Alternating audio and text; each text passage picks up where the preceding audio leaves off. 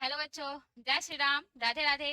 कैसे हैं आप सब? मैं पूजा स्वागत करती हूँ आप सभी का स्टडी विथ आई के सर आर्ट्स क्लास में। तो हम लोग आज बात करेंगे हिंदी के कविता पहला चैप्टर करवक। करवक का आज सारांश करने वाले हैं क्योंकि करवक चैप्टर की व्याख्या पिछले क्लास में कर चुके हैं और करवक का ऑब्जेक्टिव भी पिछले क्लास में ही हो चुका है। तो आप लोग अगर नहीं देखे हैं तो उसको जाकर वहां देखिए, उसके बाद आप सारांश को देखिएगा। तो चलिए शुरू करते हैं।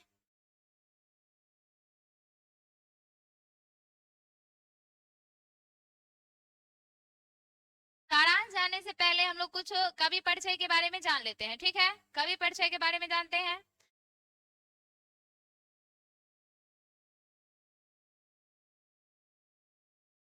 जैसे देखते हैं कि मलिक मोहम्मद जायसी, करबक जो लिखा है वो मलिक मोहम्मद जायसी लिखे हैं। मलिक मोहम्मद जायसी, ठीक है, मलिक मोहम्मद जायसी। इनका जन्म अनुमानतः 1492 ईस्वी में हुआ था। इनकी मृत्यु ये भी अनुमानतः 1548। इनका जन्म जो हुआ था वो जायस कब्र अमेठी में हुआ था। जायस कब्र अमेठी, जायस कब्र अमेठी, ठीक है। और ये पड़ता है उत्तर प्रदेश में। जायस कब्र अमेठी पड़ता है उत्तर प्रदेश में। इनके पिता का नाम था मलिक शेख ममरेज। इनके पिता थे मलिक शेख ममरेज, मलिक शेख ममरेज। इनके पिता का नाम मलिक शेख ममरेज। इनकी रचनाएं देखते हैं। इनकी रचना, सबसे प्रमुख रचना इनकी है पद्मावत। सबसे प्रमुख रचना है पद्मावत। और भी है आखिरी कलाम, अखरावत, कहरनामा, चित्ररेखा, इतरावत और चंपावत आदि। तो इतनी सारी इनकी रचनाएं हैं। यहाँ हम लोग बात करें मलिक मोहम्मद जायसी का करबक, करबक चैप्टर जो पद्मावत से लिया गया है, जो लिया गया है पद्मावत से, ठीक है।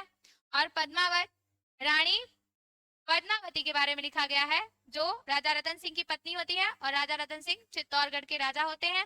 ये चित्तौड़ राजस्थान में, ठीक है। तो अब हम लोग आ जाते हैं सारांश की तरफ, ठीक है।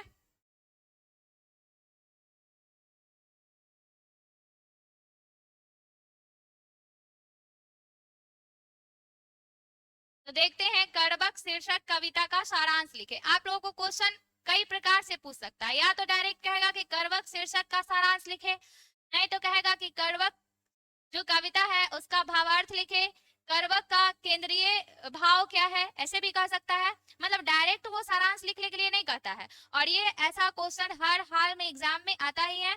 ये 5 नंबर का, तो आप लोगों का ये देखने से 5 नंबर फिक्स हो जाएगा। तो इसको पूरे ध्यान से देखिए, आप लोग सुनिएगा और इसको पढ़िएगा भी। पहले कहता है सारांश, इनमें दो दो करवक है, मतलब करवक के 2 पद है, ठीक है। पहले वाले में मलिक मोहम्मद जायसी जो है वो अपने बारे में बताते हैं और दूसरे करवक में वो बताते हैं रानी पद्मावती के बारे में। तो पहले वाले करवक में आप लोग जब कविता पढ़े होइएगा तो देखे होइएगा कि हर करवक में वो पहले पद के जितना भी लाइन है उस लाइन में अपने आप की तुलना किए हैं प्रत्येक चीजों से। जैसे पहले लाइन में क्या है कि एक नैन कवि मोहम्मद गुनी सोई भी मुहाजई कवि सुनी, है ना। बोल रहे हैं कि एक नैन के होते हुए भी जो कवि मोहम्मद है मलिक मोहम्मद जायसी, वो बहुत गुणवान है। जिन्होंने भी उन्हें सुना है वो उनके तरफ क्या हो गया है, विमोहित हो गया है, ठीक है। बोलते हैं कि चंद चांद जय जग विधि और तारा दिन कलंक किनु जियारा। कहने का यह मतलब है कि ईश्वर ने इन्हें, विधि मतलब ईश्वर, ईश्वर ने इन्हें चांद के जैसा जमीन पे उतारा है। लेकिन जैसे चांद में कलंक होता है वैसे इनमें भी कलंक है। अब क्वेश्चन करेगा इनमें कलंक है क्या, इनका कलंक क्या है। तो इनका कलंक है इनका दाया आंख और सॉरी बाया आंख और बाया कान। क्या है ये इनका खराब है चेचक की वजह से, इनका चेचक के कारण जो रूप अच्छा नहीं है, इनका एक आंख खराब है, इनका एक कान खराब है, यही इनका कलंक है, ठीक है। लेकिन इनका मानना होता है कि कलंक होने से क्या किसी व्यक्ति का गुण कम हो जाता है क्या? नहीं, कलंक होने से किसी व्यक्ति का गुण कमता नहीं है। चांद में भी कलंक है, फिर भी वो अपने प्रकाश से दुनिया को उजागर करता है। वैसे ही मलिक मोहम्मद जायसी में भी कितनी सारी कलंकें हैं, फिर भी वो अपनी रचनाओं से पूरे संसार को क्या किए हुए हैं? प्रकाशित किए हुए हैं। तो उनका मानना है कि किसी भी व्यक्ति में अगर कोई कलंक होता है या कोई कमी होती है, तो वो कमी उनके लिए अभिशाप नहीं बल्कि वरदान बन जाता है, ठीक है। तो हम लोग पढ़ते हैं, इसमें कह रहा है कि एक आंख का होने पर भी मोहम्मद ने काव्य गुना है, मतलब एक आंख है उनके पास, एक ही आंख है, फिर भी उन्होंने काव्य की रचना की है। पहला लाइन ये कहता है, जिसने वह काव्य सुना है वही मोहित हो गया। जिसने भी इनका काव्य सुना ना, वो उनके तरफ खींचा चला गया, उनके तरफ विमोहित हो गया, ठीक है, उनके तरफ आकर्षित हो गया, जो भी कह सकते हैं, विमोहित, आकर्षित, मोहित, ठीक है। आगे चलिए, कहता है विधाता ने चंद्रमा के समान उसे संसार में बनाकर कलंकी कर दिया। कह रहा है कि विधाता ने उनको चंद्रमा के जैसा बनाया है। जैसे चंद्रमा अपने प्रकाश से पूरी दुनिया को क्या कर रहा है? प्रकाशित कर रहा है। वैसे वो भी अपने रचनाओं के प्रकाश से पूरी दुनिया को प्रकाशित कर रहे हैं, कलंकित होने के बावजूद भी, ठीक है। और उनका कलंक, उनका एक आंख, उनका एक कान और चेचा के कारण उनका जो रूपहीनता है वो उनका कलंक है, ठीक है। आगे हम लोग चलते हैं, तो अगला लाइन कहता है कि एक आंख में ही उसे संसार सूझता है। अगला लाइन होता है कि जग सूझा एक ही नैनहा उवा सुख हसनक तन महा। बोलते हैं कि उनको एक ही आंख से पूरा जग, मतलब पूरा संसार दिख रहा है, ठीक है। जैसे ध्रुव तारा चमकता है नक्षत्रों के बीच, ठीक है, वैसे ही, है ना। यहाँ पे होता है कि उसे संसार सूझता है, कितने आंखों से? एक ही आंख में, एक ही आंख में उसे पूरा संसार दिखता है, ठीक है। जैसे नक्षत्रों के मध्य शुक्र की तरह वह उदित है। एक शुक्र ही ऐसा ग्रह होता है जो नक्षत्रों के बीच भी क्या होता है? उगा रहता है। वैसे ही ये कहते हैं अपने आप की तुलना किससे कर रहे हैं? शुक्र ग्रह से कर रहे हैं। आगे बोलता है कि अब कविता में अगला लाइन होता है कि जो लही अंबही डाब न होई तो लही सुगंध बसाई न सोई। यहाँ कहने का मतलब है कि आम में, यहाँ यही बता रहा है कि जब तक आम में नुकीली डाब नहीं निकलती है, मतलब मंजर नहीं आती, तब तक उसमें सुगंध नहीं आती है। जब तक आम आम मंजर नहीं देगा तब तक आम की सुगंध नहीं आएगी। फिर बोलता है कि किन समुद्र पानी जो खारा, ठीक है, तो अति भयउ असूझ अपारा। जिस प्रकार समुद्र का पानी खारा होता है, इसी कारण वो इतना असूझ और क्या होता है? असूझ और अपार होता है। अगर समुद्र का पानी मीठा होता तो लोग उसे अभी तक इतना असूझ और अपार रहने नहीं देते, मतलब कब का लोग उसको यूज कर गए होते। तो ये यहाँ बताना चाहते हैं कि कभी कभी किसी का दोष ही उसकी क्या बन जाती है? बहुत बड़ी मजबूती बन जाती है, ठीक है। मतलब दोष होना भी कभी कभी अच्छा साबित हो जाता है, ठीक है। जैसे फिर आगे देखते हैं, अगला लाइन आप लोग आइएगा तो कविता में आएगा कि जो सुमेरु त्रिशूल विनाशा भा कंचनगिरी लाग आकाशा, ठीक है। मतलब यहाँ उनका मतलब है कि सुमेरु पर्वत को अगर त्रिशूल से नष्ट नहीं किया जाता तो वो सोने का नहीं होता। मतलब इसको जब कष्ट दिया गया तभी जाकर ये सोने का हुआ। मतलब यहाँ साफ साफ कहना चाह रहा है कवि कि आप जितना मेहनत करिएगा उतना ही आप निखरिएगा, ठीक है। आपको जितना कष्ट मिलेगा आप उतना ही आगे जाइएगा, ठीक है। यहाँ पे यही इन सब एग्जाम्पल देकर बता रहे हैं, ठीक है। तो वही कह रहे हैं कि जो सुमेरु पर्वत त्रिशूल से मारा गया है ना, सुमेरु पर्वत को जब त्रिशूल से मारा गया तभी जाकर वो स्वर्णगिरी हो गया, ठीक है। स्वर्णगिरी, स्वर्ण का मतलब सोना, गिरी का मतलब होता है पर्वत, ठीक है। गिरी का मतलब क्या होता है? पर्वत। आगे है, और वो सोने का होकर आकाश तक लग गया। फिर कहता है कि जो लही घड़ी कलंक न पड़ा काच होई नहीं कंचन करा। कहा जा रहा है कि जब तक खड़िया को सोने को हम किसी भी कच्चे धातु को, यहाँ कांच का मतलब होता है कच्चा धातु, किसी भी कच्चा धातु को जब तक हम घड़ा में रखकर उसको तपाते नहीं है तब तक वो शुद्ध और उसमें चमक नहीं आती है। यहाँ पे कहा जा रहा है कि जब तक कोई व्यक्ति, अगर किसी व्यक्ति को अपने आप को निखारना है तो उसे अपने आप पे बहुत ज्यादा मेहनत करना पड़ेगा और उसे बहुत कोशिश करनी पड़ेगी, ठीक है। मतलब आपको चमकने के लिए आपको तपना भी पड़ेगा, ठीक है। आगे आते हैं, अगला लाइन में वही कह रहा है ना कि यहाँ पे देखिए इसका लाइन कह रहा है कि जब तक घड़िया में मैल नहीं पड़ता है। यहाँ मैल से मतलब है यहाँ एक रसायन, ठीक है। मैल से यहाँ अर्थ है एक रसायन। मैल एक रसायन होता है, उसको घड़ा में डालकर कच्ची धातु को साफ किया जाता है, ठीक है। और उस मैल के कारण ही वो धातु चमकने लगता है। मतलब यहाँ कहना चाह रहे हैं कभी कि कोई किसी में कुछ खराबी होता है तभी जाके वो क्या होता है? बहुत ज्यादा चमकता है, उनको मोटिवेशन मिलता है कि हमें ये खराबी तो क्या हम ये नहीं कर सकते, हम कर सकते हैं, ठीक है। आगे देखिए, अगला लाइन कहता है वही बोला कि कविता का वह एक नेत्र दर्पण के समान है। कवि का यहाँ क्या होना चाहिए, कवि का, यहाँ थोड़ा सा मिसप्रिंट हो गया है, ठीक है। कवि का वह एक नेत्र दर्पण के समान है, ठीक है। मतलब कवि कवि कहना चाहते हैं कि इनका एक ही नयन है, ठीक है, फिर भी वो दर्पण के समान एकदम साफ है। इनका मन एकदम हृदय इनका एकदम निर्मल है, बिल्कुल साफ है, जितना साफ शीशा होता है, ठीक है। मतलब ये इस लाइन में कहते हैं कि अभी तो मतलब कि ये कहना चाह रहे हैं ना कि जिस प्रकार हम एक आंख के हैं तो कोई इनको देखकर ये नहीं कह सकता कि नहीं ये व्यक्ति बहुत खराब है। इनका मन बहुत सुंदर है, जितना कि शीशा साफ होता है, ठीक है। आगे बोलता है, यहाँ पे देखिए, पर सब रूपवान है उसके पांव पकड़कर आगे चलते हैं, ठीक है। कहां से चला गया, अब लास्ट लाइन आते हैं कि सब रूपवान उसके पांव पकड़कर चाव से उसका मुंह जोहते हैं। मुंह जोहना मतलब उनका बाट जोहना कि ये कुछ बोले, है ना, तो हम दो चार बात बोल दे तो हम सुन ले। सारे विद्वान लोग इनकी राह देखते हैं, इनकी आशा देखते हैं, ताकि ये कुछ बोल दे तो वो सुन ले तो उनका जीवन क्या हो जाए, सफल हो जाए। मतलब पहले पंक्ति में कवि साफ साफ बताना चाह रहे हैं कि रूप बड़ा नहीं होता है, ठीक है। अगर कुछ बड़ी होती है तो वो सबसे बड़ी गुण है। आपके गुणों को ही लोग याद रखते हैं, ना कि आपके रूप को याद रखते हैं। मतलब कि रूपवान होने से ज्यादा अच्छा है कि आप क्या रहिए, गुणवान बनिए, ठीक है। तो लास्ट लाइन वही कहते हैं कवि कि जितने भी रूपवान लोग हैं, है ना, सब रूपवान गई मुख जो वही गई चाऊ, ऐसा कविता में बोले हैं कि सारे रूपवान लोग हमारी राह देखते हैं, ताकि हम दो शब्द कुछ बोले तो वो सुन ले, ताकि उनका जीवन धन्य हो जाए, ठीक है। तो ये पहले कविता जो था ना, पहला वाला पद, उसका ये सारांश है। फिर हम लोग आ जाते हैं दूसरे पद पे, ठीक है। दूसरे पद में कहता है कि मोहम्मद ने, मतलब पहला लाइन था कि मोहम्मद यही कवि जोड़ी सुनावा सुना जो प्रेम पीर गा पावा। तो यहाँ कहते हैं कि मोहम्मद ने यह काव्य रचकर सुनाया है। रचकर मतलब ये जो काव्य है ना,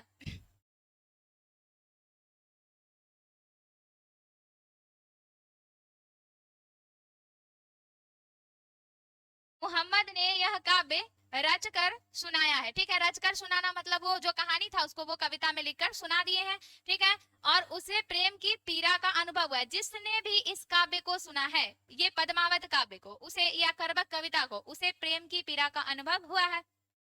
अब प्रेम की पीड़ा का अनुभव क्यों हुआ है, क्योंकि ये जो पद्मावत जो रचना लिखा गया है ना, जो रचना है वो एक रानी के बारे में लिखा गया है, जो रानी थी पद्मावती, ठीक है। और उनके पति राजा रतन सिंह, और राजा रतन सिंह चित्तौड़गढ़ के राजा है, राजस्थान के। और रानी पद्मावती इतनी सुंदर थी कि उसको देखकर एक राजा जो होता है, वो दिल्ली सल्तनत का राजा होता है अलाउद्दीन खिलजी, वो विमोहित हो जाता है, उसको पाना चाहता है, और इसके लिए वो राजा रतन सिंह से युद्ध लड़ता है, ठीक है। 1303 में चित्तौड़ अभियान करते हैं, और इस युद्ध में राजा रतन सिंह को धोखे से मार दिया जाता है, और रानी पद्मावती को पाने के लिए ये सब किया जाता है। तब तक रानी पद्मावती अपने आप को क्या कर लेती है, आग में जला देती है, मतलब वो जौहर कर लेती है। अपने आप को जलते हुए आग में जिंदा कूद जाना ही क्या कहलाता है, जौहर कहलाता है। और रानी जौहर कर लेती है, लेकिन अलाउद्दीन खिलजी के हाथ नहीं आती है। तो ये बहुत ही मतलब सुनने में भी भयानक लग रहा है ना, कि ये कहानी प्रेम की पीड़ा की ही कहानी है ये पद्मावती की।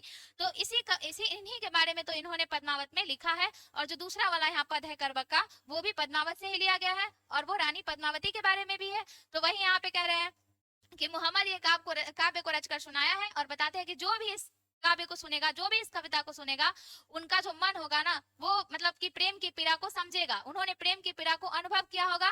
जो इस कविता को समझेंगे, जो इस कविता को सुनेंगे, उन्हें प्रेम की पीड़ा का अनुभव जरूर होगा, ठीक है। तो सेकंड लाइन आते हैं कि इस प्रेम कथा को रक्त की लाई लगाकर जोड़ा है। तो यहाँ लाइन कविता में कहते हैं कि जोड़ी लाई रकत के लई गाढ़ी प्रीति नैन जल भई। कह रहे हैं कि उन्होंने इस कविता को रक्त की लई लगाकर जोड़ा है। किसी चीज को जोड़ने के लिए ले या गुंद की जरूरत पड़ती है, तो उन्होंने काव्य को जोड़ जोड़ कर लिखा है। तो उन्होंने काव्य को किस चीज से जोड़ा है, तो बोल रहा है कि रक्त की ले लगाकर जोड़े हैं। पर ऐसा नहीं है कि वो अपना हाथ काट कर कहीं से खून निकाल कर जोड़े होंगे, वो अपने पूरे मतलब कि लगन से, मन से, हृदय से इस कविता को लिखे हैं, ये बताना चाहते हैं। लास्ट लाइन कह रहा है कि यहाँ पे एक लाइन आता है, ओ मन जानी कविता स्किन्हा मकु यह रहे जगत मह चिन्हा। तो इसमें ये कहना चाहते हैं कि मैं ये सोच कर रचना कर रहा हूँ कि मैं रहूं या ना रहूं, पर हमारी जो कृति रह जाएगी उसको तो लोग याद करेंगे। यही लाइन कहते हैं कि मैं रहूं या ना रहूं, पर ये रचनाएं मेरी रह जाएगी। और एग्जाम्पल देकर समझाते हैं कि फूल मरे पर मरे न बासु। ऐसा कहते हैं कि अगर फूल मर जाता है लेकिन फूल का जो सुगंध होता है वो कभी खत्म नहीं होता है। सेम उसी प्रकार हम इस संसार में रहे या फिर ना रहे, लेकिन लोग हमारी रचनाओं को क्या करे, याद करें। ठीक है, तो अगले लाइन में चलते हैं। आगे बोलता है ऐसा कवित्व रचा है कि शायद जगत में यही निशानी बची रह जाए। मतलब ये सोचकर इन्होंने रचना किया है कि शायद जगत में क्या रह जाए, यही निशानी मेरी बची रह जाए, ये सोचकर ये रचना कर दिए हैं। ठीक है, आगे चलते हैं।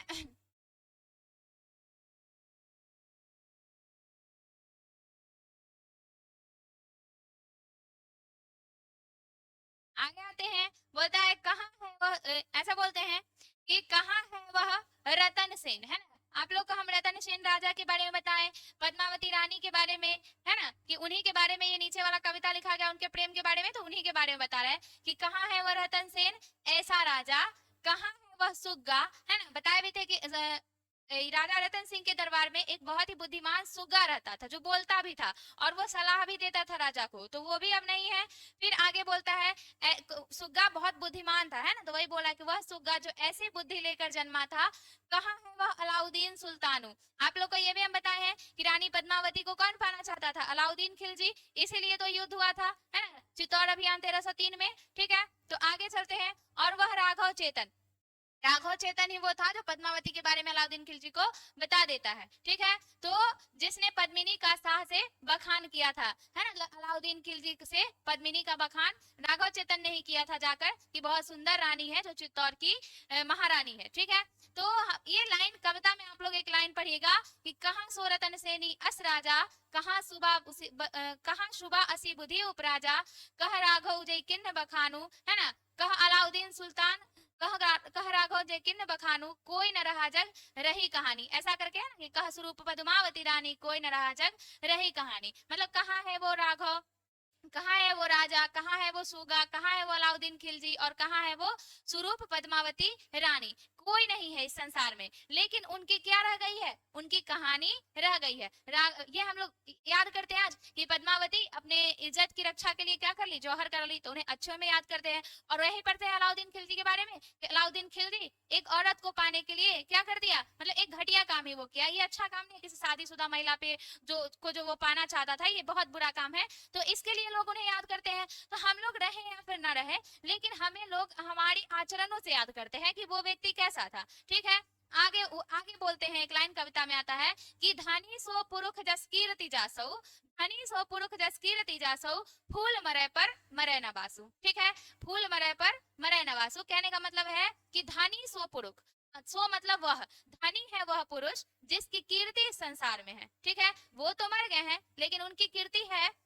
और क्या कह रहा है कि एग्जाम्पल में देते हैं कि फूल की तरह, जैसे फूल तो मुरझा जाता है, फूल तो मर जाता है, लेकिन उसका सुगंध उसके पीछे हमेशा के लिए रह जाती है। जिस प्रकार व्यक्ति भी इस संसार में रहने नहीं आया है, हर व्यक्ति की मृत्यु निश्चित है, लेकिन रह क्या जाती है, उनकी उनकी उनकी प्रसिद्धि, उनकी आचरण, उनका क्या जो भी जैसे है उनका गुण बताता है कि वो व्यक्ति कैसे थे। अगर वो व्यक्ति अच्छे हैं तो लोग उन्हें अच्छे के लिए याद करते हैं, बुरे हैं तो फिर बुरे के लिए याद करते हैं। तो हम सबका ये फर्ज बनता है कि हम सब अपने जीवन में अच्छे काम करें ताकि लोग हमें अच्छे कामों के लिए याद करें। तो यहाँ आगे आते हैं कि ये तो हो गया लाइन। आगे बोलता है कि धन्य है वह पुरुष, अभी बताए हैं कि धनी सो पुरुष, मतलब धन्य है वह पुरुष जिसके यश की कृति है। यश मतलब हम पिछले भी लेक्चर में बता चुके हैं, प्रसिद्धि, है ना, कि आपकी प्रसिद्धि को चारों तरफ लोग याद करते हैं, वही पुरुष क्या है, धन्य है। अगला लाइन बोलता है फूल मरे पर मरे न वासु, तो वही कहता है कि फूल मर जाता है पर उसका गंध नहीं जाता है। वासु मतलब गंध, ठीक है, वासु मतलब गंध है। फूल तो मर जाता है लेकिन उसका गंध नहीं जाता है।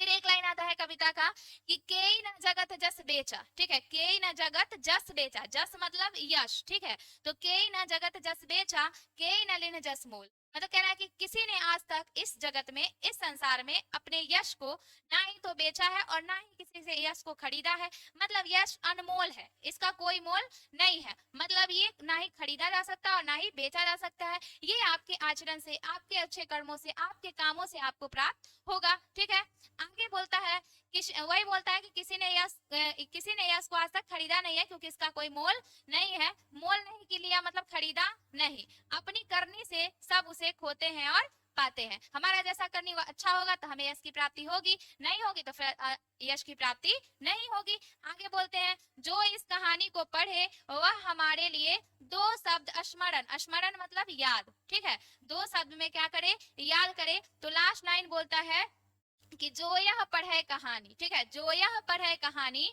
हम सब रही दुई बोल, ठीक है, मतलब जो भी ये कहानी को पढ़ेगा, उनकी कविताओं को, उनके पद को, वो हमें दो शब्दों में क्या करेगा, याद करेगा। तो ये कहानी, ये कविता होती है खत्म, ये सारांश था। अब कल आप लोग के लिए क्वेश्चन आंसर लेकर आएंगे, ठीक है। तो आप लोग अगर पहले भी हम कविता का पूरा डिटेल करवा चुके हैं, लाइन बाय लाइन हिंदी करवा चुके हैं, अगर वो नहीं देखे हैं तो पिछला वीडियो जाकर देखिए। उसके बाद फिर ऑब्जेक्टिव दिए हैं, उसको भी देखिए। और अगर आप इन सारे लेक्चर को कर लेते हैं तो आपका एक भी क्वेश्चन एग्जाम में छूटने वाला नहीं है। और आपको आप ये करके देखिए, फिर आपको पता चलेगा एग्जाम में यही से क्वेश्चन आएगा। अगर नहीं आएगा तो फिर आप लोग इसको नहीं पढ़िएगा, एकदम फिक्स है कि इसमें से क्वेश्चन आएगा ही आएगा, ठीक है। तो आप लोग देखिए जाकर, ठीक है। Thank you.